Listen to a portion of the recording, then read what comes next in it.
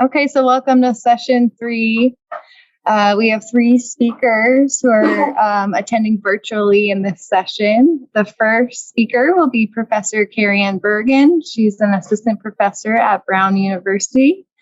We'll then have Dr. Qingkai Qong. He's a research scientist at Lawrence Livermore National Laboratory. And then our last speaker will be Richard Flynn. He is filling in today, so he's actually not on our original schedule, but so thank you, Will, for filling in, but he is a postgraduate researcher at Los Alamos National Laboratory, and then we'll follow with a Q&A at the end. So Karianne, you want to share your screen? Yes.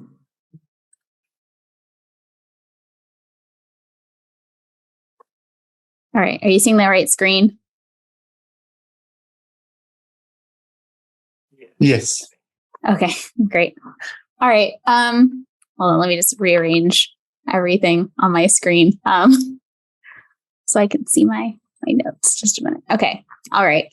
Hi, everyone, and thanks to the organizers for inviting me to speak to you today as part of today's Colloquium series. My name is Karianne Bergen. I'm an assistant professor of data science and Earth, Environmental, and Planetary Sciences at Brown University. Sorry, I'm unable to be with you there in person. I'm based in Rhode Island, so I'm sort of in another time zone. But today I'm going to be talking to you about machine learning in earthquake seismology. And in particular, I'm going to talk about explainable AI, which is a topic that has come up in actually quite a lot of the presentations today. So these are approaches for understanding how complicated sort of black box machine learning models like deep neural networks make their predictions. So I'll just kind of jump in. So I think by now everyone attending today's talks are aware that, there's been a lot of recent work applying machine learning in both the geosciences and in various engineering fields like earthquake engineering. And one of the reasons for this is that machine learning provides useful tools for extracting knowledge and insights from data sets that are larger and often more complex than those that could be analyzed using traditional analysis methods from science and engineering. And so right now, I think we're still really in the early phases of this kind of research. There's still a lot more unexplored opportunities to apply machine learning to scientific and engineering problems. But there's also this growing need, which is sort of where my research interests are, in developing machine learning tools that can better address the specific needs of scientists and engineers. So this is kind of a domain that I often refer to as scientific machine learning, because my background, I kind of came into data science through scientific computing. And so I think one of the areas that is really exciting in terms of coming up with better machine learning tools for the sciences is using interpretable models and explainability tools to make machine learning more trustworthy in science and engineering applications. So that's what I'm going to be that's sort of the theme of my talk today, but I'm going to be discussing this in the context of a particular problem in earthquake seismology. And this is a problem that I've been working on involved in research for a number of years, and that's using data-driven algorithms for seismic waveform classification to detect small earthquakes and identify seismic phases. So the idea here is that we're going to take long-duration continuous seismic waveform data that's recorded by seismometers in regional seismic networks, so recorded on a number of different stations. These stations might be like tens of kilometers apart, and being able to pick out small signals from earthquakes in these large data sets. And so I got started in working on this problem during my PhD, but the sort of standard approach for detecting these very, very small earthquakes is a method called template matching. And template matching is a pretty simple approach. So the idea with template matching is that you have a waveform of an event that you know, and you do basically just pattern matching. You try to find other events that look exactly the same. So this is data recorded over a number of years at the Calaveras Fault in Northern California. And if you were to have one template event, sort of this earliest event, and you know what it looks like, you could use this as a template waveform, and you could scan through all the continuous data, and you would find other waveforms that look nearly identical to it. And this is a really effective way of detecting small earthquakes. It's very sensitive. You can find really low signal to noise events. And it's particularly effective when you have a seismic network. So if you have signals that are similar, not just at one station, but across multiple stations, you can get down and detect really small events. The limitation of this approach is that it requires that you basically have almost perfect knowledge of the signals that you want to detect. It doesn't really generalize, and so you need to know exactly what you're looking for. And so one of the problems that I was sort of tasked with when I was a PhD student was, can we try to detect these repeating events if we don't actually have any prior knowledge about what the waveforms look like in advance? Can we just discover that there's a signal that's repeating multiple times and use that as a way to pick out new earthquake signals that were previously undetected and unknown? And so for that, I worked as a member of a team on an algorithm called FAST, which takes a data mining approach to detecting small earthquakes. And so for this particular method, we would take a single channel of data. We would break it up into little short waveform segments of 10 to 20 seconds. For each one, we would extract some features from the waveforms. And then we would take all of these different waveform features and we would search them to find waveforms that had similar features using an efficient similarity search method. And this efficient similarity search method is basically clustering together waveforms with similar features so that we can retrieve them quickly. And it uses something called a randomized algorithm to do this. You can sort of think of this as having our data organized in a filing cabinet where similar waveforms with similar features will be put in the same folder, which is going to be much more efficient than trying to just sort through a bunch of waveforms that are sort of thrown on the floor, like you might if you have a really disorganized filing system in your office. So we would do this search. We would be able to find waveforms that are similar to each other. And the output that we would get from this are what we would call candidate earthquakes. So there are signals that repeat multiple times, and we would view those as potential candidates for new earthquake waveforms that were previously unknown. So FAST is as we would say in machine learning, is sort of an unsupervised approach. We don't need any examples of known earthquake waveforms in order for this particular method to work. And so this was a method where we were actually taking tools that were applied to a number of other sort of problems for instance, search engines, audio recognition technology, these sort of fast similarity search data mining tools, and applying it and adapting it for earthquake seismology. But this gave us a new state-of-the-art capability, the ability to be able to discover events with previously unknown sources that don't rely on having previous knowledge of the waveforms. The method also was able to scale to larger data sets. So rather than using a more naive approach, we could only process a week of data. Using our FAST approach, we could have processed 500 weeks or 10 years worth of data. And we could do this while having a low false detection rate, which makes it practical to use in practice. So you can't have too many false detections for your algorithm. So this is kind of where I started with this problem of earthquake detection during my PhD. And this algorithm FAST is really designed for cases when you don't have a large labeled data set available. So if you're trying to find some sort of exotic earthquakes, this is something that's still really useful. But more recently, there's been kind of a movement among the seismology community towards putting together and actually compiling large labeled data sets of earthquake waveforms, examples of noise, having these nice data sets that can be used to solve this problem using deep neural networks. So one example of this is the Stanford earthquake data set. This is a data set that has over 1 million labeled waveforms. It also has examples of noise, so signals that don't contain earthquakes, as well as a lot of metadata to go along with it. There's a number of other examples of these data sets, like regional data sets from Italy or Southern California. And these data sets have hundreds of thousands to millions of labeled earthquake waveforms. And this is really, these data sets are really necessary as we've started to move into using deep learning for this problem. And so there's been a number of different, and now there's a lot of research using deep learning techniques for this particular problem of earthquake detection. All right. So one of the sort of first proposed approaches using deep learning for this was to use a convolutional neural network, which many of you in the audience are probably familiar with convolutional neural networks. These are networks that have multiple layers. They have convolution layers that learn a set of convolution kernels that can be applied to the data to extract features. And then those layers are followed by dense or fully connected output layers that map the features to a prediction for our desired task, which in this case would be waveform classification, detecting earthquakes, and identifying their phase.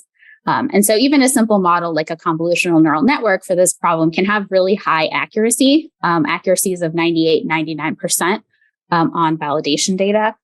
is not uncommon. And so there are other architectures that have been proposed for this. I've included some review papers down at the bottom where you can find sort of a large body of work on this and other problems. I'm happy to send any of those to you. But for this talk, I'm going to focus, even though there are more, sophisticated algorithms that people are using for this problem, I'm going to focus on the convolutional neural network because this still remains a really popular and effective approach for classifying seismic waveform data. Right. Oops, sorry, this isn't advancing. Okay. So as these deep neural networks are becoming increasingly adopted in seismology, it's important to keep in mind that these methods do have some limitations. So one that I alluded to before is that we do need to have these large annotated data sets available to us for sort of these conventional earthquake detection tasks. Those are now available. And it's important to have these large labeled data sets because the model is only going to be as good as the data that we're feeding into the model. So we need diverse and representative data sets because these models aren't always the best at extrapolating. So if you have, say, data set shift, or you have a non-stationary environment where the situation might change over time, you might not expect the performance to do well in those sorts of cases. Although some speakers in the series today have talked about physics-informed approaches, which is one solution to help with extrapolation, but I'm not going to really focus on that today. Instead, one of the limitations I'm particularly interested in is the fact that these deep neural networks are often thought of as these sort of black box models. What we mean by black box models is these models are difficult to interpret. So deep neural networks often have a large number of parameters. And even if we can look at the parameter values in theory, say that's available to us, someone sends their model, we have all the architecture, we know the values of the parameters after it's been trained, it's so difficult to sort of inspect those values and then use those values to understand, like, how is the model actually making decisions? How is it making its predictions? And also, how confident is it in making predictions? Are we extrapolating? How much should we believe what this model is saying? And how did it reach its decision? Those are things that we typically don't know. And that's why these methods are often referred to as black boxes. And this is a major limitation of using deep learning in scientific applications or other sort of engineering applications, and motivates the need for tools like explainable methods or interpretable methods to make these tools more trustworthy in science. Right. So one of the questions I'm interested in is how can we make our machine learning models more trustworthy? And so there's a couple ways to think about what it means for a model to be trustworthy. So one is this idea of having intrinsic trust in your model. So in this case, the person is trust the model because you can understand how the model is sort of reasoning, how it's making its decision. And then you can check and verify that this aligns with the way that a human might reason about the problem or aligns with our domain knowledge. So that's sort of an intrinsic trust. You understand how the model is working. And this is something where these explainable AI tools come into play. Right now, I think the way that most scientists are building trust in their models is through what you might call extrinsic trust, which is building trust in the models through evaluation of the model behavior. So rigorous evaluation using things like test sets, doing rigorous testing of the models. And this is also, great, but I think that interpretability is really something that we should think more about moving into the future. One, because this can help us build intrinsic trust in the model. It can help us understand the limitations of our model. But it also has the potential to help us gain new scientific insights, which I think is really what a lot of us are excited about. And that's because, we're able to understand how the model is making its decisions. We may be able to try to understand whether the way the model is working, if it aligns with sort of, if it seems to align with a hypothesis for how the world works, right? So it can help us to see, to generate new ideas about the science, in addition to just verifying that it works the way that we think that it should be. All right. Sorry, I'm having trouble getting the slides to advance. All right. So I'm going to focus the rest of the talk talking about interpretability and explainable AI.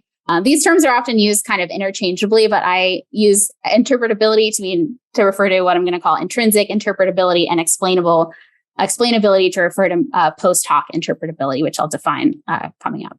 So the goal of explainable AI, sort of as a as a discipline. This is a new area of research. And the goal is to try to look inside the black box models, which is something that I hear people say a lot, but it's not always clear. People often mean different things by looking inside the black box. And so it's actually this notion of what does it mean for a model to be interpretable, and interpreting a black box model is not always well defined, and it can mean different things in different contexts, mean different things to different people.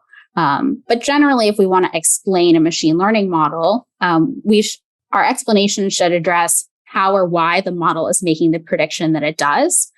The explanation should be accurate. It should accurately reflect what's going on inside the model.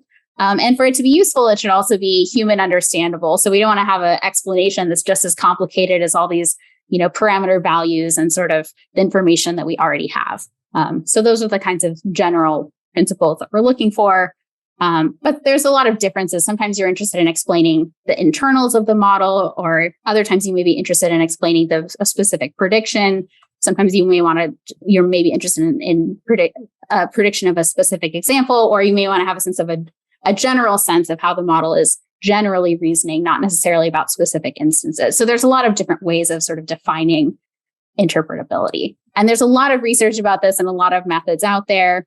Today, we've heard a lot about these sort of saliency mapping type techniques, or attention-based techniques that try to attribute the explanation to specific inputs. And this is something that's often done post hoc. So you train a model, and then after the fact, you try to go and understand how the model is working. A type of interpretation called counterfactual methods. And these are aligned with the way that people often will make explanations. So through counterfactual. So why did we predict X and not Y? Or how could we have changed the input, which would have led us to predict Y instead of X? So those kinds of explanations. Those methods I've played around with. There, from a technical standpoint, they can be a little bit challenging, but those align with how people often make explanations. But today I'm going to talk about the use of prototypes for explanation. So this is a way of building explainability into your method through examples. And so you have prototypes which serve as references to help explain the decision-making process. All right. And I think,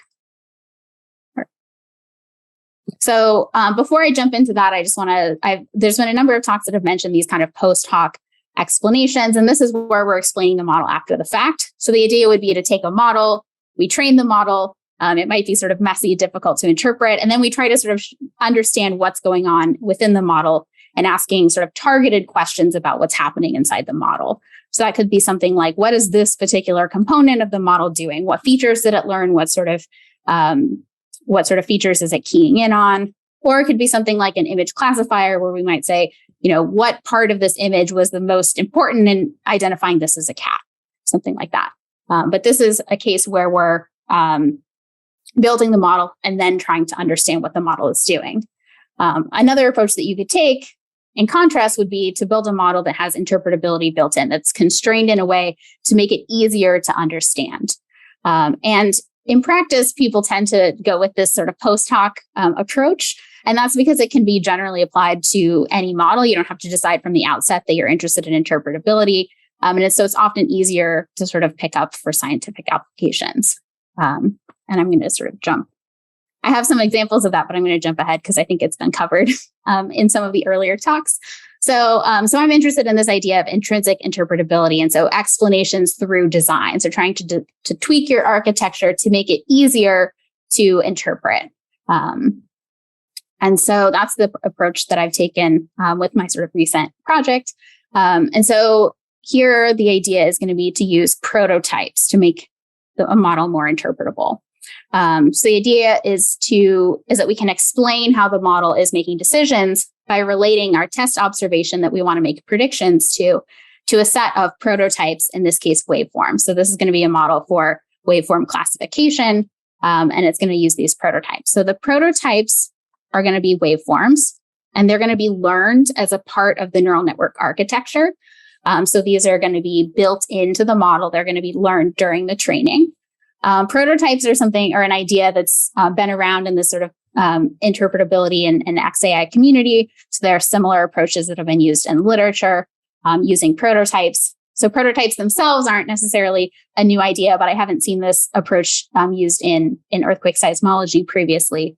And the idea here is I'm going to take a model that's published in literature. In particular, I'm going to use as a starting point the generalized phase detection convolutional neural network that was published by Ross et al. A few years ago, and then modify that architecture to make it easier to interpret. And the other point that I want to make here is that in making this change, the goal is to maintain high accuracy. So when I'm training the models, I've sort of set a threshold, in this case, 98% accuracy on validation data. And any of the models that exceed this, I'm considering to be highly accurate models. And so that's kind of what my target is here. So I'm not sort of doing a ton of hyperparameter optimization to try to get, as close to like 99% as possible. I'm sort of considering anything above 98%, a highly accurate model, and then seeing if I can build more interpretability into that. And so I think I just wanted to point that out because I think there's often this kind of myth of that there's a false choice between interpretability and prediction accuracy. And there's increasing amount of work in this field that shows that isn't always necessarily the case, that you can have some interpretability in your model, but also maintain high accuracy. All right. So the approach that I take is called a prototype network, or that's what I'm going to call it. And it has sort of three different components to it, three different subnetworks. So the first is an encoder network. And this is following more or less the architecture in this other published convolutional neural network, the generalized phase detection method. So this is a fairly shallow, fairly simple model with four convolutional neural layers. The final prediction layer is going to be removed. So we have the initial architecture, and then the autoencoder is just going to be, or the encoder is going to be just the first part. So we're not going to make a prediction yet. We're going to extract a set of features using a similar architecture to those used by the generalized phase detection method. So this is going to map the input, which is a 3-component waveform, to an encoding of the waveform or latent representation that in this case is a 200 dimensions. All right. And so once we encode the waveform using this encoder network, then we can feed it into a decoder network. So that's the second piece. And the decoder network learns to reconstruct the original waveform. So when we take the encoder and decoder networks together, this is called an autoencoder network, which probably many of you have heard of. But the idea is that we have these sort of two pieces. We can encode the waveform through this bottleneck and reconstruct it from those features. And so this is an example of what that looks like. Here are some examples of the original vertical component waveforms are shown in these sort of dotted lines. They're a little bit difficult to see, but the solid lines are the reconstructed waveforms. So the reconstructions aren't perfect. They tend to be doing some denoising. So that's where a lot of the differences are. And you can see this if you plot some of these in the time frequency domain. So here's the original waveforms plotted in the time frequency domain, and then the reconstructed version. So the difference tends to be in this sort of noise, and the main part of the signal is the same, which is something that we would expect. When I'm training the network for the autoencoder, there is a loss function that looks at the reconstruction. It actually does include components of both the time domain and time frequency domain reconstructions. So we have our autoencoder that we train with the encoder and the decoder pieces. And I said that there was a third piece of this prototype network. So for the moment, we're going to set the decoder piece aside, the decoder network aside. But we're going to take the encoding Z, our latent representation from the encoder network. And then that's going to be fed into the third component of the model, which is the prediction network. So the prediction network includes something called a prototype layer. And the prototype layer is a set of 20 vectors that are the same dimension as Z. So they have each one is 200 values. And these are learned during the model training. So we learn the set of 20 prototype vectors. And then this layer is going to output 20 values. Each value is the distance between the prototype vector and your encoded waveform Z. So these distances are then fed into a softmax layer, and that gives us a prediction for the waveform phase. So we're just looking at the distances between the encoded waveform and each of these prototypes. Those are the features we use to make our classification, our final prediction of what kind of phase we're looking at. And so in order to train the network, we have several different loss functions. I mentioned we have the reconstruction loss, we have a prediction loss, and then we also can influence these prototypes through a prototype loss associated with the model. So once we train this network, we have our encoder, our decoder, and we have our prediction network. Then we have this model, and it turns out it's similar. The encoder is very similar to our original convolutional neural network. We have this prediction piece. So what makes it more interpretable than the original architecture? The prediction in this case is based on only 20 features. Each of those features corresponds to a distance between the encoded waveform and one of the prototypes.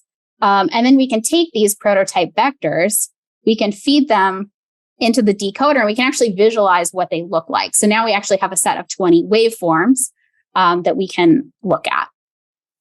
So in this case, these are the vertical components of the 20 prototypes for one version of this trained model. And so here I'm using 20 prototypes. Essentially 20 was a value I picked because it was sort of large enough that you could get good prediction performance, but small enough that it was sort of reasonable for a person to sort of look at this and feel like they're understanding the model. If we had too many of them, it would be less interpretable. If I wanted to stick as closely as possible to the original architecture, then I would have used 200 prototypes because that was sort of the original size of the corresponding fully connected layer in the original convolutional neural network. But here I just use 20 and still get good results. So to sort of summarize what's happening with this prototype network is that if we want to make a prediction for a waveform, so this is a P wave, I'm just showing the vertical component, we want to make a prediction, we feed this into the encoder network, we get our representation, our latent representation of the encoded waveform Z. We feed that into this prediction layer, which computes the distance between the encoded waveform and the encoded prototypes.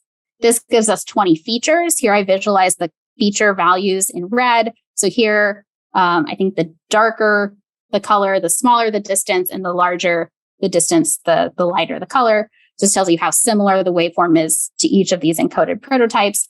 And then those 20 features are fed into just a standard sort of softmax prediction. And that gives us the phase, whether it's a P wave, S wave, or noise in this case. So that's kind of this picture, sort of all of what this network is doing to make this decision. Since there's only 20 features, we can also inspect what the model is doing with each of the features. So here I've fed some data into the model and just looked at what are the feature values, and I've color coded them according to the class. We can see that for individual features, we do get some degree of class separation. So for instance, we can look at some of these, like this one here is separating P waves from S waves and noise, for instance. But when we combine all of these together in that final layer, we get good class separation overall, getting an overall prediction accuracy of 98%. So this is sort of a similar architecture to the original convolutional neural network, but there's a little bit more interpretability by design. Now, one of the limitations of this approach is that it actually turns out there's a lot of different possible prototypes that you can get to build a good and highly accurate model. So the prototypes that you learn depend on some of the choices that you make. So the loss function, how you weight the different components of the loss function, the particulars of the training, and so on. So it turns out there's many different sets of prototypes that will give you similar prediction accuracy. And so it's sort of one of the challenges of working on this is like, well, how do I get a good set of prototypes and kind of trying to get a set of prototypes that seem like they're going to be useful for the domain expert, right? So this is one version of the model that I showed you where I had these prototypes that are these kind of nice wave packets. But I also trained another version that had prototypes that looked like this, and it was equally as accurate. But somehow this sort of set two seemed less satisfying, right? And so it's difficult mathematically to say, well, how do we define what's a good set of prototypes? And by good, I mean, how do we ensure that they're somehow meaningful or useful to domain experts? Like what would be useful here? And so in the current sort of ongoing phase of this project, I'm working on a sort of alternative approach to this, or kind of an extension, where the idea is to constrain the prototypes to belong to a predefined set of waveform segments. In this case, this could be a set of predefined waveforms. It could be the full training data set. And the idea for this is that it's going to be easier for experts to interpret because these are going to be belong to a set that are somehow meaningful. So there are, for instance, actual earthquake waveforms that are the prototypes rather than some sort of wave packets that have been learned. And so this is enforced in the training by projection. So we're learning the prototypes and then projecting them onto the nearest member of the set that we've predefined. And I just wanted to sort of, close by mentioning that this kind of in some sense comes full circle back to the original method I talked about, template matching, where, we require a template waveform. It doesn't generalize. And this was kind of one way of detecting small earthquakes. And now in some sense, this prototype network is doing is it's being given a large set of data, and we have a large training set, but it's learning a subset of those waveforms that it can take and use as templates, that it can build them into the model, but they can be used for general classification and not just finding other events that look nearly identical, but they can be used to find sort of any waveform. And so that's kind of where I'm at with this. It's ongoing work, so we'll see where it ends up going. But just to wrap up, so I started by mentioning this sort of where I started with this unsupervised approach fast for detecting earthquakes. Then I talked about how there's been a movement with these large data sets towards using deep learning methods, which are getting impressive results, but they use these kind of black box algorithms. I mentioned that there's interest in using these sort of post hoc explanations to get insights into the data. But what I would like to see as a way forward is more machine learning models that are designed to be interpretable, something like this kind of prototype model. And I've been able to show that you can train a model that's more interpretable, but also be highly accurate. So thanks, everyone. And I'll be happy to answer questions, I guess, in the panel session at the end after our next two speakers. Thank you, Karianne. We'll answer questions at the end. So our next speaker is Dr. Qingkai Qong. He's from the Lawrence Livermore National Laboratory. So Dr. Qong, yep, you already got it. Thank you. Sure. Yeah. Can you see my slides? Yes, we can. It's not in presentation view, though. Oh, maybe I've already started the presentation view.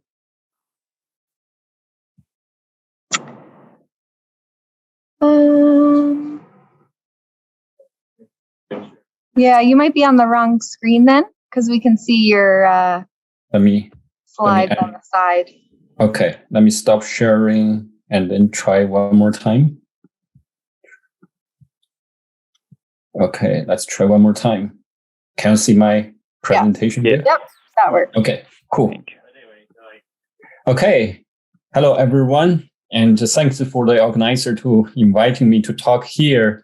So I'm Qingkai Qong. Right now I'm working at the Lawrence Livermore National Lab. So today I'm actually talking about something that I have done this for more than 10 years. Until last year, I joined the Livermore National Lab. So basically, the topic is a couple of sampled projects I did before that using the smartphones or crowdsourcing information to detect earthquake and learn more about earthquake, and also enabled by a lot of the machine learning algorithms that we picked up along the way based on different challenges we have. So like I mentioned, I joined the Livermore National Lab last year, and mostly right now I'm actually switching my research direction to the combining machine learning with the physics to improve the model generalization capability, especially within the nuclear explosion discrimination point of view. So this is two papers we published recently, and how we actually combine the physics into the machine learning models if you are interested, but not I think this is not so relevant to this community. So that's why I was thinking to talk about these projects I worked for the last 10 years, which basically is that we try to use smartphone information to monitor earthquakes and crowdsourcing earthquake information. So as we know that we all use smartphones these days, they are particularly smart in terms of a lot of sensors, a lot of algorithms, so that they can actually sense the world using the sensors and also making the decisions based on the algorithm behind. So that's why we decided to use the smartphones to detect the earthquake or monitor the earthquake and study the earthquake. So this is actually the first project is actually started when I was a PhD student in 2011. And so basically, Richard Allen is the professor at Berkeley, who was my advisor. Right now, he's also the PI. If you are interested in collaboration, you should contact with him. And also, the project actually growing from only me and my advisor to a large group of people recently to manage the whole system. So including researchers and also developers. So the project is called MyShake, which is a smartphone app that you can actually download to your smartphone and then turn your smartphone into a seismometer, a portable seismometer that in your pocket that monitor the acceleration within the phone and then make the decision whether it's due to earthquake or not. And if so, the algorithm running in the background, if it detects something like some movement similar to earthquakes, then these phones will send data back to our server in the cloud. And then at the cloud, we have a real-time analysis component to analyze all the phones within the region and then make the decision earthquake is occurring right now. And then we can actually estimate the magnitude, location, origin time of the earthquake and issue earthquake warning that basically take the advantage that the electronic signal travels much faster than the earthquake waves. We can actually give like a few seconds of warning to people even before some of the largest shaking arrive at your location. So that's the basics of this system we built. And also at the same time, we also record the longer waveform data, like the 3-component acceleration time series for further research applications that you already do in seismology or like earthquake engineering. So this is like a figure basically showing the algorithms or the machine learning algorithms that we used to back up this system. So on each phone, you may already have the question that how the phone will make the decision whether it's experiencing an earthquake or not. So we actually designed a very simple one hidden layer artificial neural network because at the moment we designed the algorithm, the phones are not particularly like powerful. So we try to make the model as simple as possible, and then only monitoring 2 seconds of the sliding window across the 3-component acceleration. And we extract 3 types of features, like these features in terms of frequency and also amplitude and also statistical feature that we can make the decision whether these segments is more looks like an earthquake or not. And then when the phone makes the decision, it's the earthquake, then it sends data back to the server. And then we aggregate information within a region and by a lot of these phones triggered by the detected earthquake. And then at the server, we can actually use the scan method we modified so that it can be both clustering in space and time to determine whether an earthquake is really occurring. Because like sometimes random phones may say like it detected earthquakes, but when earthquake really occurs, then you actually see a coherence of phones reporting the earthquakes. That's why we use a spatial and temporal clustering algorithm to confirm that. And once an earthquake confirmed, we can also use a random forest regressor actually to encode some of the physics relationships to estimate the magnitude of the earthquakes. And at the same time, like I mentioned, that longer waveforms are saved into the database and can be further analyzed using deep learning approaches because you have much longer waveforms, then the real-time application for the artificial neural network which only use about 2 seconds window. But here you can use minutes long window for further confirmation or other earthquake informations. So the network is actually well adopted by a lot of citizen scientists around the world. So this is like a figure actually before 2019. Actually, you can see a lot of these phones, like with the numbers, how many phones actually downloaded MyShake across the world. So at that moment, we have 300,000 phones across the world, and right now it's I think it's like about 1 million phones across the world. And also some examples of the phone recordings here for the 2016 Brogue Spring magnitude 5.2 California earthquake. So each of these traces is like one smartphone recordings and sorted by the distance on the horizontal axis, and the vertical axis is the time since the earthquake.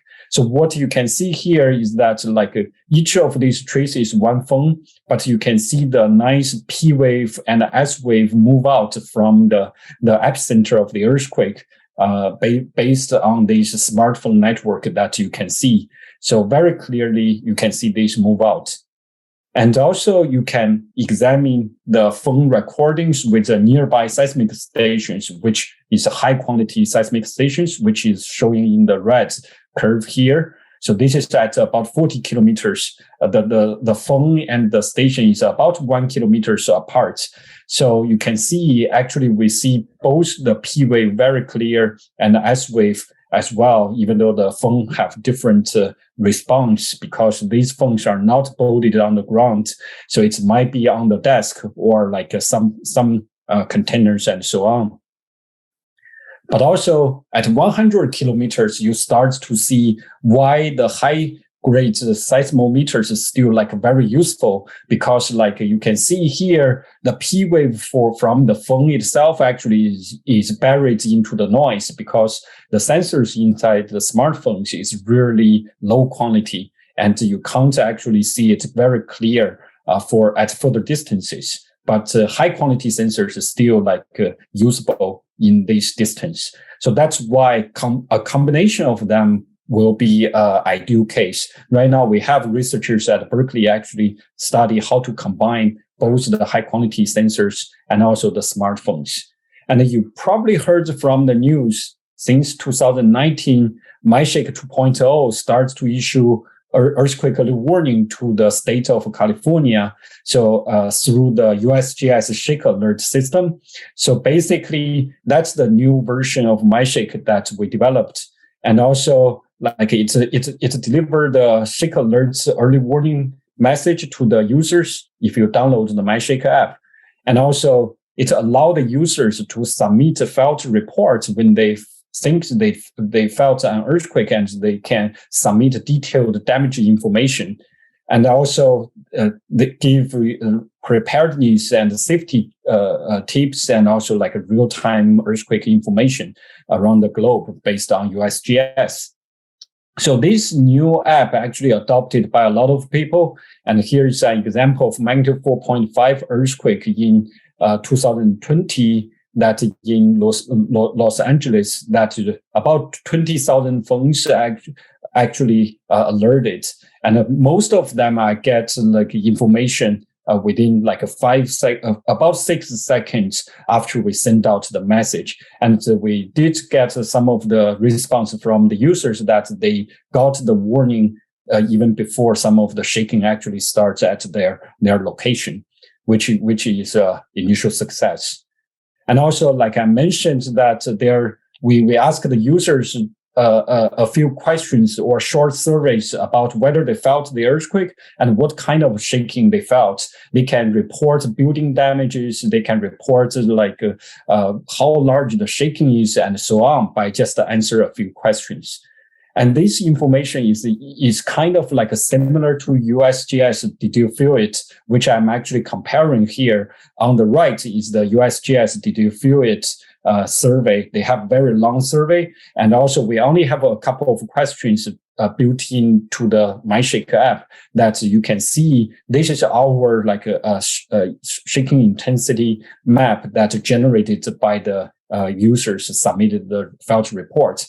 Overall, it's actually quite similar, and this information could be used for like a further earthquake study later. And also, like in 2019, we started to collaborate with Google because they have the largest Android phone platform that we think that if every phone within the Android can use as a seismometer, we can actually have a very dense seismic network.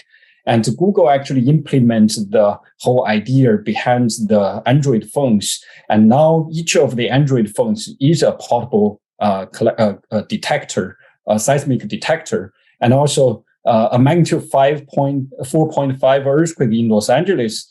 I think in 2020 actually got about like 2.2 million people alerted. So which is really amazing. And also like the phone right now, this system actually is now both used in US and also in around the world. And also Google started to deliver the alerts outside of US as well, like Philippines or Greek and so on. So this is actually by the large group here listed here who actually enabled this. And also both me and my advisor at that moment worked with Google to implement this idea. I just want to give you a sense of how this network looks like. So each of these dots is one phone reporting they detected something. And this is an earthquake, magnitude 5.1 in North Carolina, that you can see lots of phones actually detected this earthquake because of the density of the network enabled by all the Android phones. So if you look at the phase diagram, so you can actually see this is the distance from the earthquake and time since the start of the earthquake.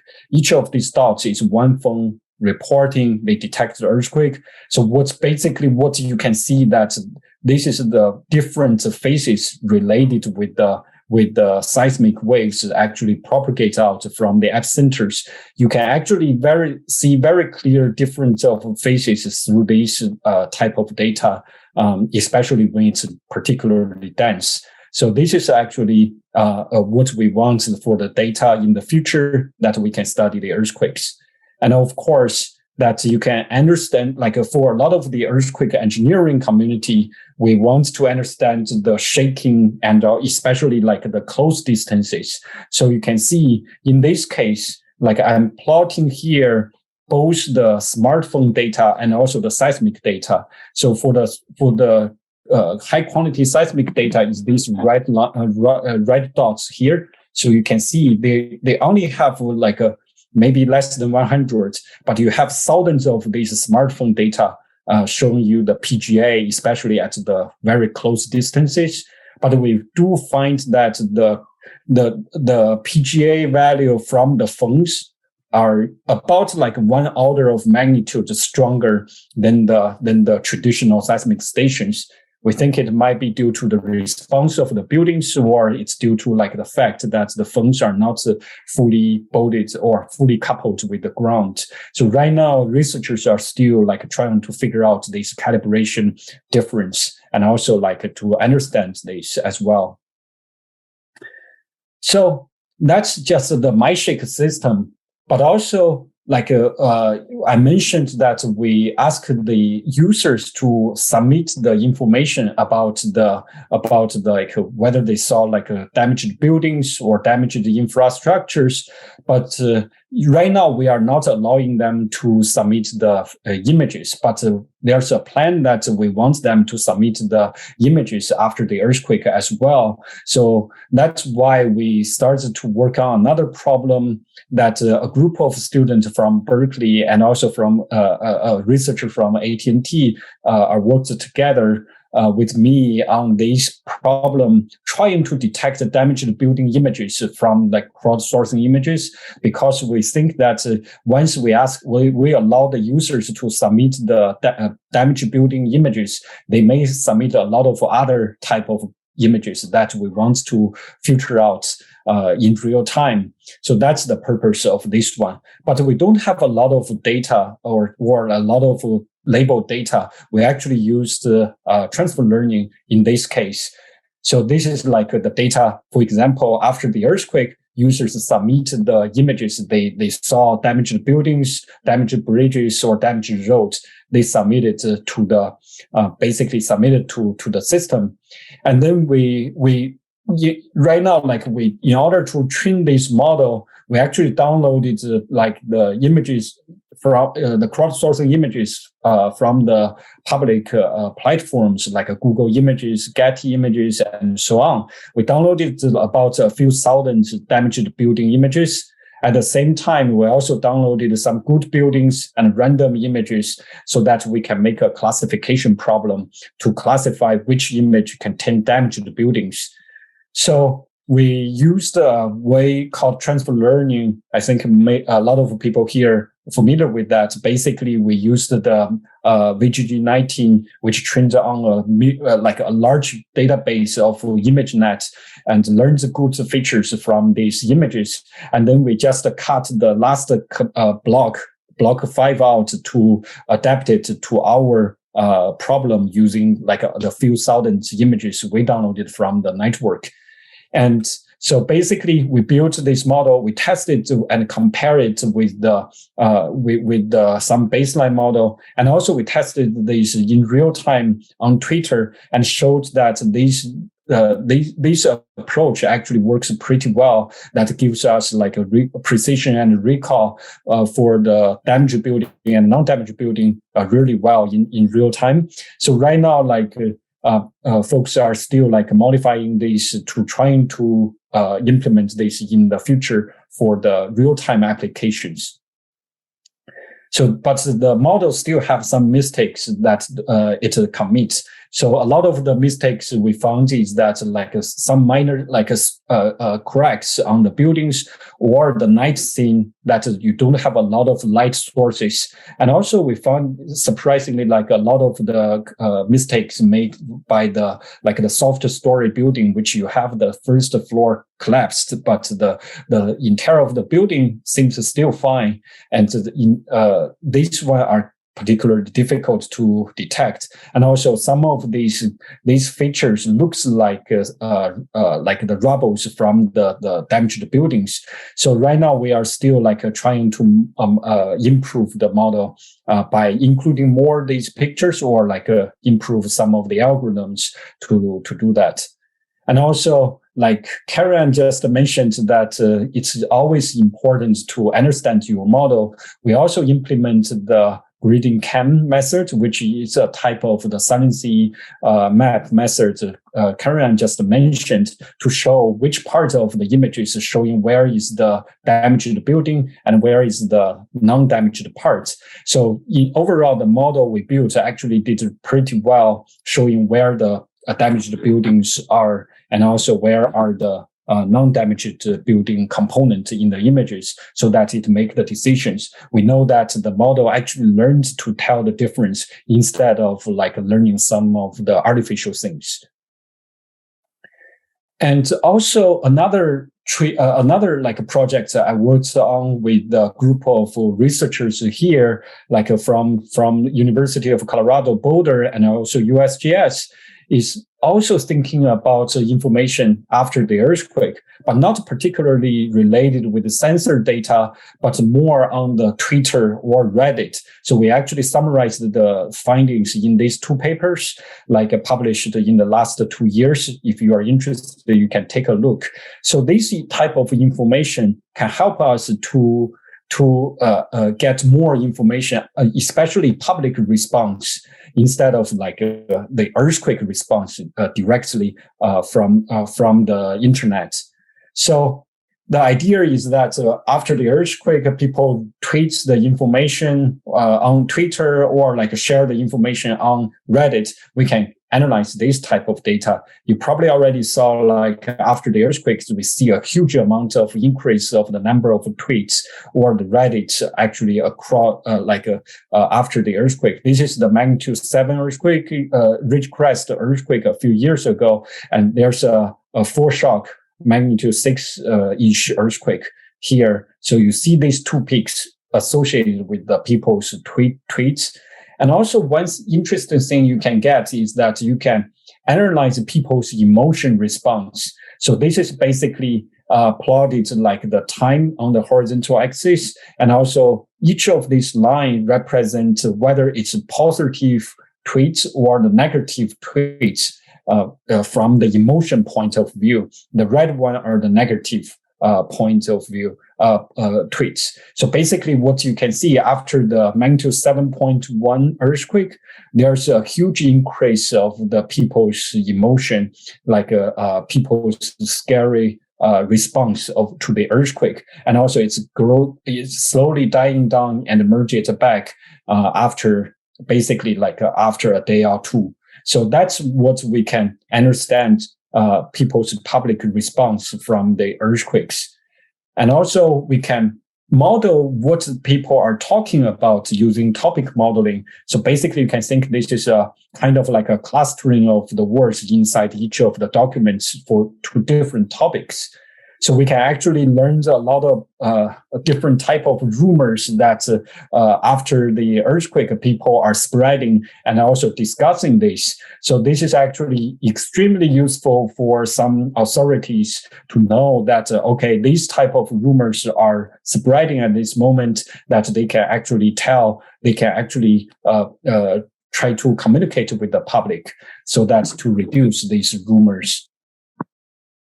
And also, like as I mentioned, that recently we also added the Reddit data. We found that people at Twitter and Reddit are actually discussing different things, and also their responses are slightly different as well. Like this is like the comparison of the emotion scores between the response of Twitter and the response of Reddit, and we can see the responses are different on that. And also we can see that Twitter, because of the nature of the platform, Twitter is much faster to spread some of the information than the Reddit. Reddit is more in-depth discussion than the quick spread of the information. So that can be seen here as well. And also, based on the topic, we actually found that there's a lot of discussions around these rumors or the conspiracy discussions that you can actually tell from the analyzing of this data or from the Reddit data. And you can identify some of these ones that if you want to clarify. So that's we actually summarized here. If you are interested, you can check out the paper. Like I mentioned, there's a lot of information after the earthquakes that can be extracted from this crowdsourcing information. And I call it my past vision. The reason is that now I'm at Livermore, switched my research direction. But I hope that I know that in the earthquake engineering community, there's a lot of people going through this direction as well for the crowdsourcing earthquake information, and also study more about the interactions of the earthquakes and the infrastructures. I hope that in the future this could be unified system or a big platform that we can actually monitor the earthquake and earthquake information after on the internet or the smartphones. And I think I will stop here and taking questions afterwards as well. Thank you. Thank you. Okay, so our last presenter for session 3 is Will Reichard Flynn. He wasn't originally on the program. He's filling in for Dr. Lin. So thanks, Will, for stepping up, and you can go ahead and share your screen.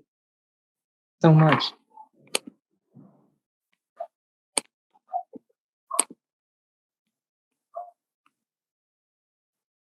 Are the slides moving okay for everyone? Yes, they are. Okay. Hi, thank you so much for allowing me to speak today. Unfortunately, Dr. Lin couldn't make it. He's speaking elsewhere. But yeah, I'm really happy to have the opportunity to talk about the work that we've been doing, as well as our collaborators. So the research that we've been conducting regards spatio-temporal graph convolution for earthquake source characterization.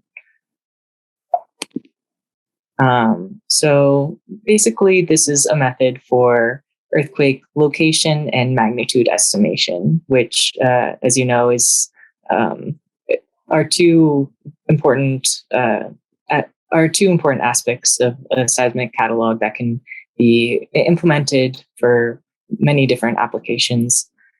So what our research is attempting to do is to provide an adaptable model for accurate real-time earthquake source characterization. So looking at some of the current methods that exist for locating and estimating the magnitude of earthquakes.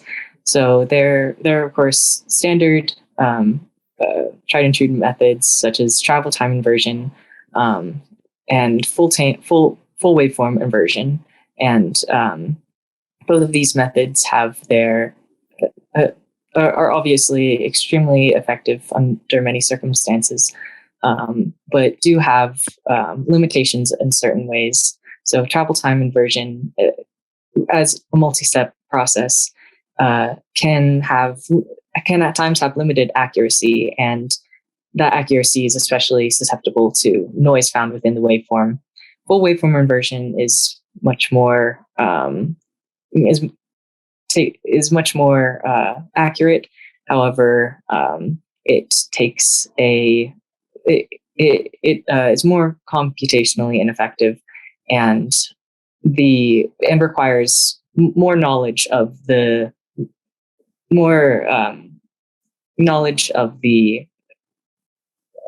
velocity structure prior to actually implementing this. So machine learning methods provide a data-driven alternative to standard methods for earthquake location. And so this comes with a variety of benefits. So it can be more computationally efficient, enough so that it can be applied in real time. And also, since it is largely data-driven, it's possible to make these predictions without any prior understanding of the geology of the region. So some of the previous methods that have been proposed, there have been single station methods. So these are methods that take information from a single seismic station in order to make predictions. And while this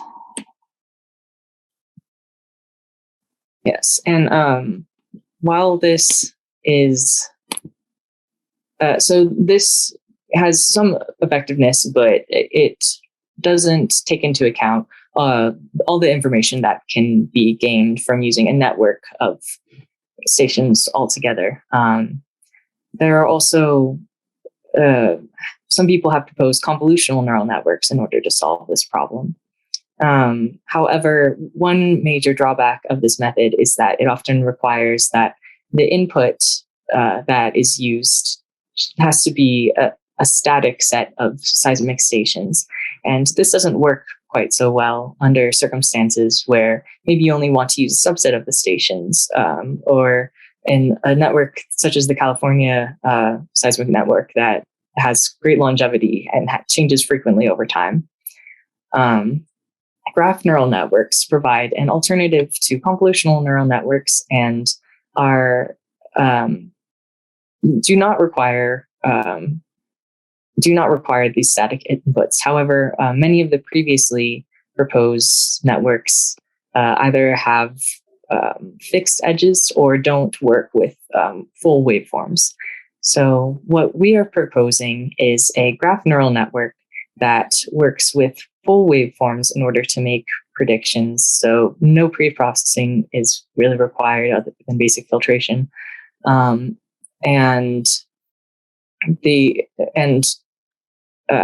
is able to work with any subset of stations within a given network.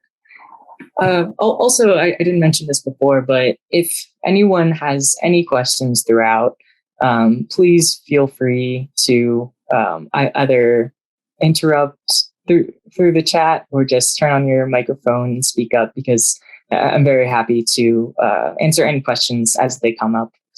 I find that can be more effective.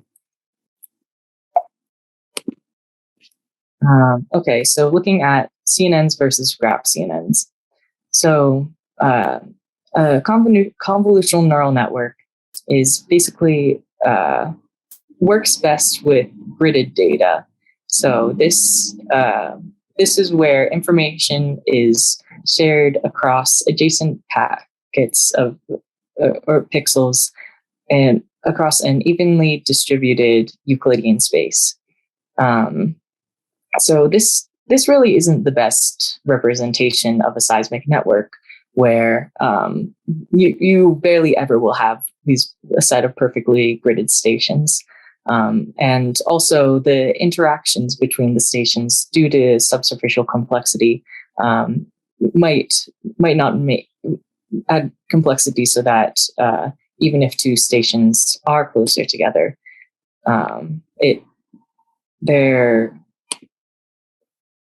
the stations that are most relevant to one another might not be the ones that are immediately adjacent. So graph CNNs have a different approach. So instead of information sharing happening in this gridded Euclidean space with adjacent neighbors, basically information can be shared across nodes, across edges from that are arbitrarily drawn. So you can have any sort of physically distributed network of stations, and the way that the edges are constructed between the stations, that can be arbitrary in something that is either set beforehand or learned by the model. So the graph CNN model therefore shows great promise for location problems. Oops, backwards.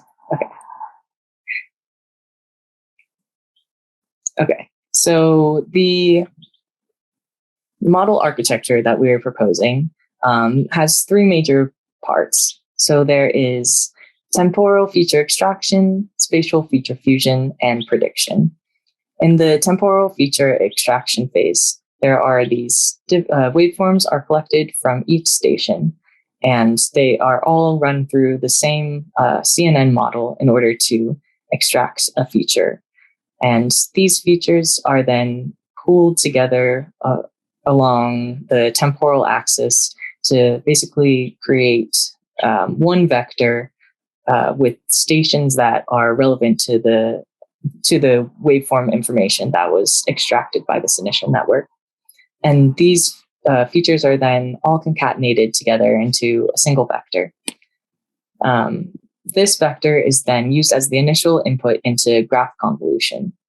And so in the graph convolution, we have two different branches. So there's a distance-based branch, a distance-based branch, and a feature-based branch. And so the difference between these two branches is essentially how the edges are drawn between the graphs. So thinking about these, so we have all these stations that have feature information contained within each node, and the stations that are able to share information are selected either by the physical distance between one another, so looking at the latitude and longitude, or the difference between the features that have been encoded. So within these two branches, and so these two branches are used to concatenate different feature vectors together, which are then transformed with a which are then transformed and max pooled together in order to create and then these features are summed together element wise across the two different branches and then pooled. And in this way, each station once again has an updated feature vector that has combined information from across different relevant stations that are either spatially in the physical space or in the feature space similar. And this is repeated 4 times and all of these vectors are then concatenated together and summed along or concatenated along the feature dimension, and then transformed once more using a linear transformation, and then pooled into a single feature vector. And then this vector is used to output 4 different values, which correspond to a normalized value of latitude, longitude, depth, and magnitude. This is normalized to the space in which we're working.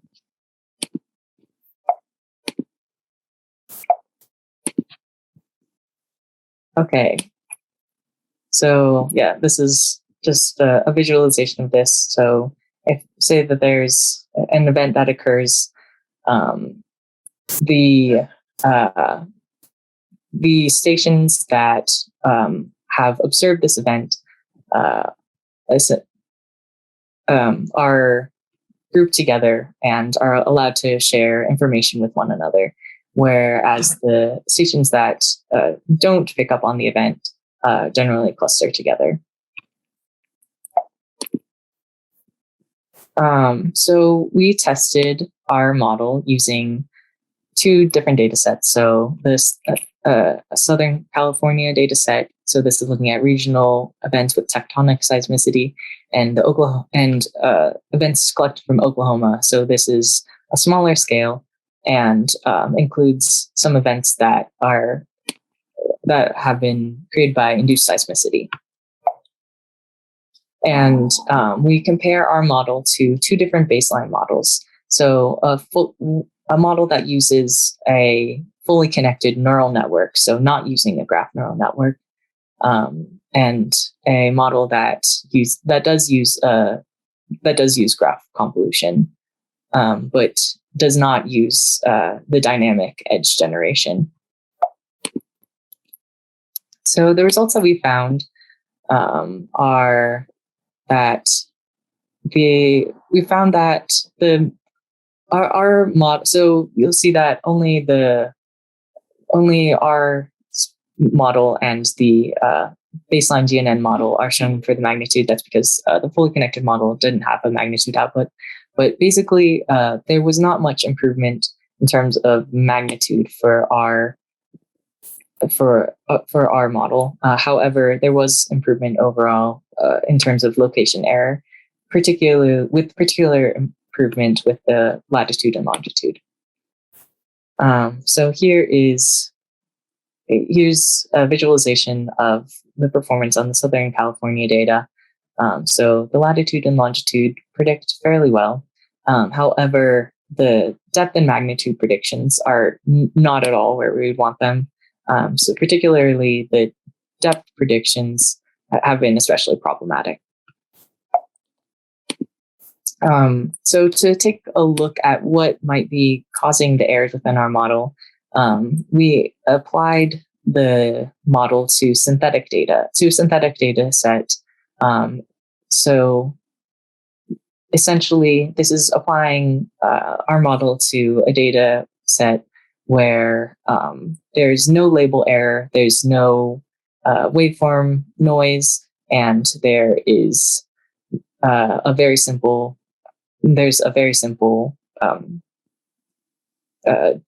velocity structure. So with these data, we found that the model did make very high quality predictions. So this basically goes to show us that there is potential in our model. So it does have the capacity to make these high quality predictions. However, we still need to make revisions in order to address these complexities, in order to make sure that the model is actually usable and is especially in terms of depth and magnitude. So one way that we are, overall the benefits of this model is that it's fairly lightweight and can operate in real time. And it is able to gather information from the entire seismic network. It has a dynamic input, so it can flexibly incorporate any given or exclude any given station for each prediction. And it's able to integrate spatial and temporal information, and it functions well on both. It functions similarly on both the Oklahoma and California data sets, which shows that it's adaptable in the type of seismicity and scales that it can handle. So it outperforms the baselines in terms of epicenter prediction and compares it and performs comparably in terms of magnitude and depth estimation. However, the weaknesses are that depth prediction is poor, and it is dependent on a labeled training set. And this is sort of a major problem, especially for location prediction, because obviously there's no ground truth for an earthquake location. We're creating a supervised model that is training on labels that are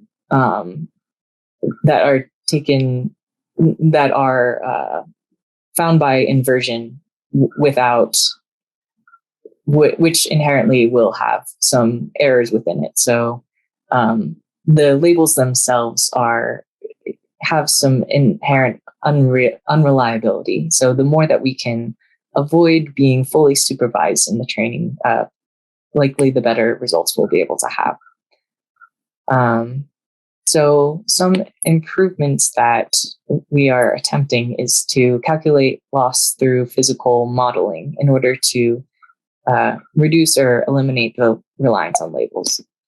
So the new model that we've been working on,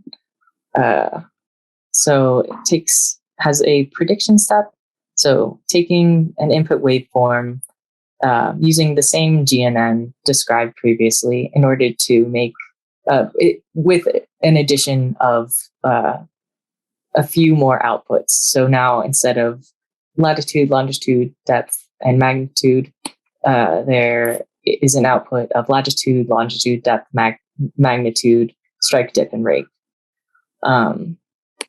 These values are transformed into basically a probability series and multiplied against stored Green's functions, which are summed together, which are then summed together and altered based off of the predicted focal mechanism. And this loss is then, the loss is then taken between the input waveform and the output waveform. So theoretically, this has the potential to be unsupervised or semi-supervised because there is the aid of this output synthetic waveform that can use in addition to a label which may or not be entirely correct. So these are some results that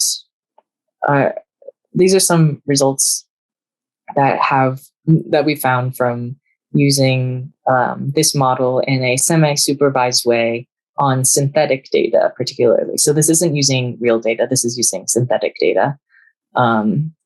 So these are data sets where part of the data is used with a label, and then a portion of the data is unlabeled, and is only the waveform loss between the simulated and input waveform is used to train the model.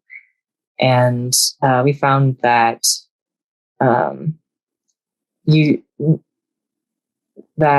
so for label only, this is only using for here, this would only be trained on those 3,500.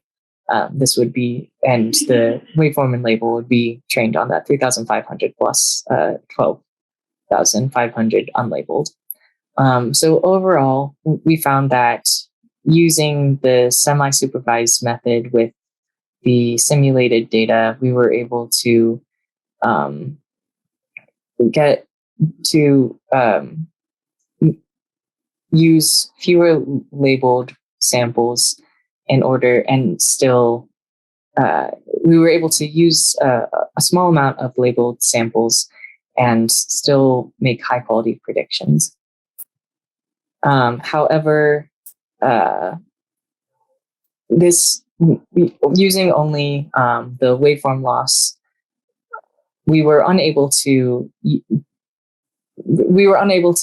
the model was unable to converge using only in an entirely unsupervised manner, using just the absolute difference between the input and output waveform.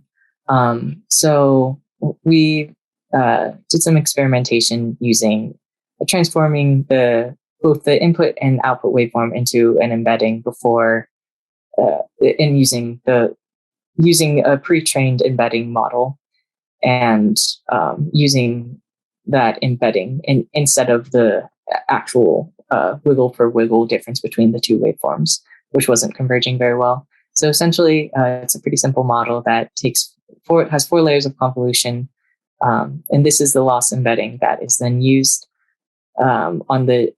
So the model is initially trained in order to. So it has this output, and the loss is calculated between the directed distance. The difference is calculated between the distance between the station and the event, and the distance between the output vectors. And so essentially encouraging the models, encouraging a feature space where the geographic distance is similar to the feature space difference. So essentially this layer right here is what is used for the embedding loss. So this whole layer is used to train this model. Then the weights are frozen, and basically it's just 4 layers of convolution in order to create an embedding. And then instead of looking at the difference between the input and output waveform, looking at the difference between the input and an embedding of the input and the output. So this is training only using the embedding loss with no labels whatsoever. And while the latitude and longitude predictions are decent, the depth really is, again, pretty unacceptable. Essentially, while we're able to find convergence in a supervised and semi-supervised way, going completely unsupervised is something that we haven't been able to make work just yet. So in conclusion, the model is able to make predictions in a semi-supervised manner, but it does not converge in terms of depth when entirely supervised. And also a major one, and kind of the reason why we're starting to move away from this tactic, is that this is all looking at synthetic data. But it really isn't practical to apply this to real data, in which there's a complex subsurface that we're not going to be able to correctly represent with a Green's function. There will be abundant waveform noise and time shifts that we wouldn't be able to account for without additional pre-processing. And kind of the point of what we're looking for is the ability to, as much as possible, just take input waveforms and make a prediction with as little pre-processing as possible. So the next work that we're moving on towards, which I find really exciting, is we're using blended real and synthetic data and creating sort of a structured feature space, looking at how to create a structured feature space where basically where physical space and locations are paired up with spaces with values within the feature space, and essentially finding a way to unify the feature space of the synthetic and real data, and using this to kind of the direction that we're heading with this could have several benefits in terms of its direct applicability, because the complexities of since we're not working with kind of acceleration time series, but rather in the feature space, it'll be less sensitive to time shifts and easier to use on real data, more adaptable to the complexities to be found there, and also hoping to use correlation to use known aspects of the feature space in order to assess the probability that a prediction actually belongs within that space. So yeah, that's what's to come, but it's still in development. So thank you so much.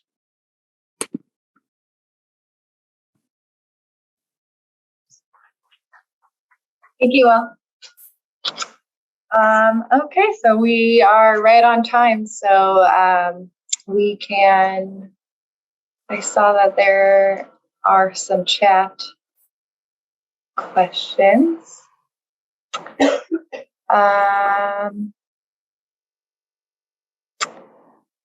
Let's see. I think Jorge, you had a question? No. I have a question that says, not sure if I interpreted the graph properly, but was there a PGA of 1G or an earthquake of magnitude 3.7 at a short distance? I think that was for our... Yeah, that's for me. Yeah, I can clarify that. The PGA value plotted on the graph actually is a %G, which means that most of the close by distance less than 10 kilometers are around 0.1 G instead of like 1 G as interpreted. But also there are a few phones that actually do experience 1G, but less than 10 of them. So mostly because we think it's because like there might be some of the mixing of the human activities on top of the earthquakes or like some other issues, because we can't control all the phones. These phones are either in the pocket or on the desk or anywhere that we can't control.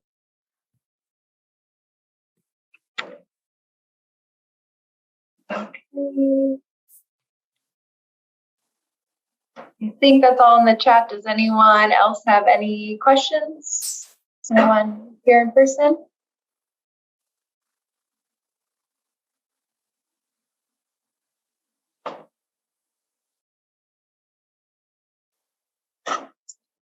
Hey, Colin, I have a quick question for you. So is there possible or is there a discussion to allow user to input some key characteristics of the building that they are in and coupled with your with the ground motion that they detect, that it can, and also complemented by the picture that they reported on the damage to allow them to do a preliminary tagging of if the building is safe, like a yellow, green, or red tag. Thank you. Yeah, thank you. That's a good question. So far, to be honest, we didn't have too much discussion along that line. Right now, it's just talking about asking the users to upload the images and then to classify which one are damaged, which one are not. And then for the severity of the damage, that's another problem that we probably need a lot of training data from the civil engineering community that to help us to build this, like whether it is like a green or red after the earthquake. I'm happy to direct you or like connect you to the current developers that on this topic. But right now, I don't think they have any of the future plan to include this in the short term. Probably like long-term task on this one, but that's a good point. Yeah, that could be in the future, but also there will be a lot of liability issues around that as well. Like if who will responsible if the tagging is wrong, or this sort of thing. That all needs to be solved before this can be used in the public domain as a crowdsourcing approach. Yeah, good point. Thank you very much. Sure.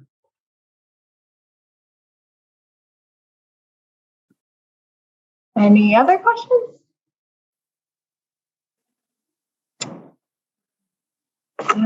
Yeah, I think I have a couple. I have one for Will. For your model, is there any limitations that you put on for how to select your station? So I know you said that if a station was triggered by an event, it would be included, but is there a limit on how far away that station is or how many stations you include? That's so, sorry, that wasn't clear in my explanation. So all stations at present,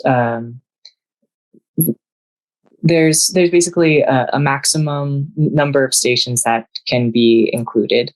And basically we use any station that's functioning within that maximum and don't check beforehand whether or not an event is detected, because that this model actually sorts that out automatically in the edge generation, connecting the recording stations together and connecting the non-recording stations together.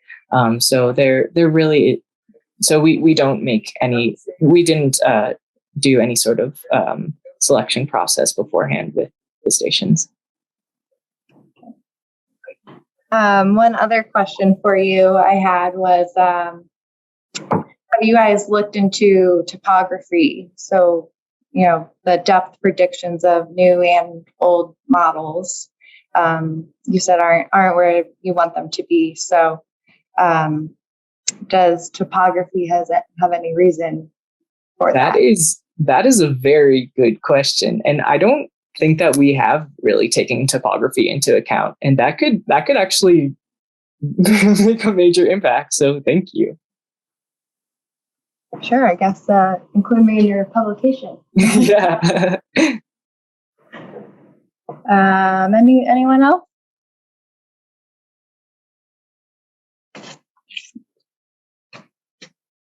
So, sure.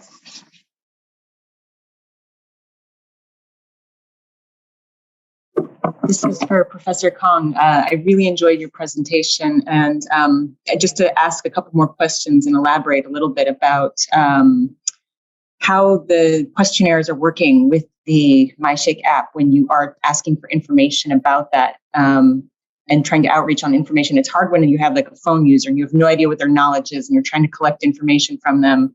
Have you ever shown, like, if you are trying to identify the type of structure, like maybe give like a photo, like which one does it look most like type of a thing, where you can make it easier for the user to try to identify, and then you can filter that way as well when you are looking at data sets and information?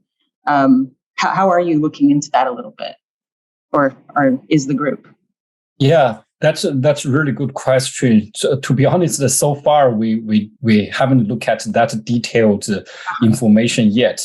So we actually worked with a social scientist who helped us to design this survey or short survey after the earthquake, so that the users won't be like overwhelmed by all kinds of information. And also this survey, if you download the MyShake app, you can try to submit felt reports. You will see that it's quite simple. That we ask where you were at the earthquake, and also whether you experienced no shaking, mild shaking, severe strong shaking, severe shaking, coupled with the pictures of a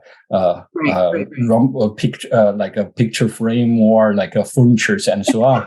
And instead of the infrastructures, right now we only collect the 4 level of like a building, like a generic building, and also bridges and roads, like these 3 categories. And each of these categories will be like whether you see non-damage, minor damage, moderate damage, and strong, severe damage. So each one of them have a picture associated with that.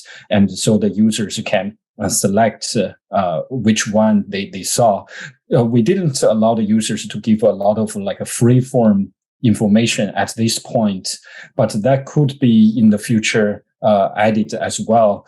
But right now, most of these short surveys are actually standardized by the social scientist. And also we recently just did an analysis of these short surveys that used in the after the earthquake, even though it's only 4 level of different questions, but we actually can calculate the intensity and calculate this information comparing with the USGS intensities, which showing that this calibration is really good.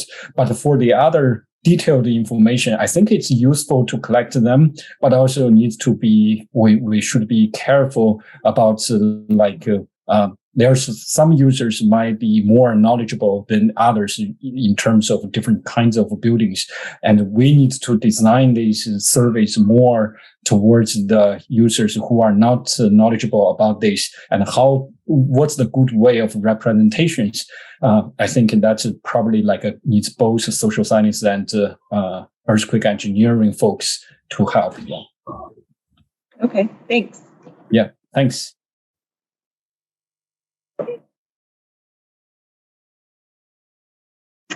Karianne, I have one for you. I was going to ask how your model can be applied to processing time history data for use in engineering applications.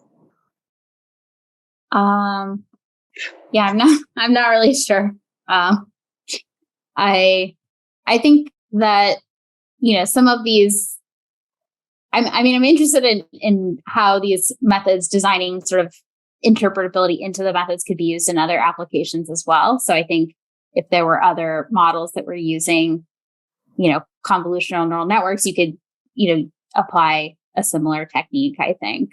But I think it's one of the challenges that remains with all these kind of approaches is like, what do you actually hope to get out of your model? And so I think some of that depends on the specific task. And so having, so some of those like design might have to be a little bit different. Okay, thank you. So I think we can take a break now, and then we'll have one more session. So we'll get back together then. Thanks.